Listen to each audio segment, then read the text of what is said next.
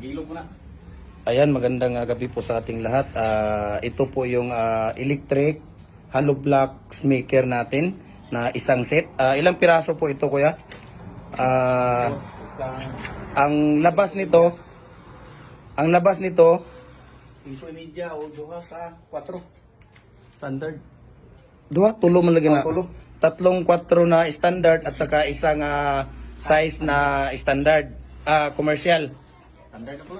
Standard lahat. Ayan. So ito pala no, ito pala yung hollow blocks maker natin na isang set, kumpleto na po ito. So walang problema. O PM lang po kayo sa akin at ibigay natin sa inyo ang mga price list dito no. Follow na po kayo sa ating Gym Hardware and Kukulamber and Concrete Products, Balaw lang brands. Gym Hardware and Kukulamber and Concrete Products, Ganituan brands.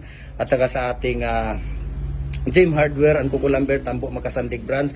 At saka sa ating YouTube channel, Felix Tan Pagikan Jr.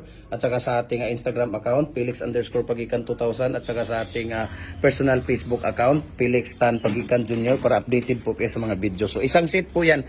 Yung mga plate niya, ilang plate ang kasama dito kuya? Sa isang molder?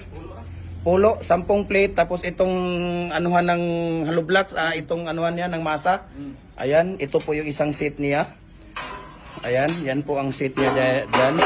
Tapos apatan. So depende sa inyo kasi ito ang nakalagay dito. Ayan o, tatlong standard na 4 at saka standard na 5 pala. Ayan, ito pala yung pattern. So, ayan, pattern na kasama pala dito sa isang set. Ayan, oh. So, napaka simple lang po. So, order na po kayo dito, no? Walang problema. Nagko-customize po tayo dito lahat. Ayan, so, yan si Kuya Mimer.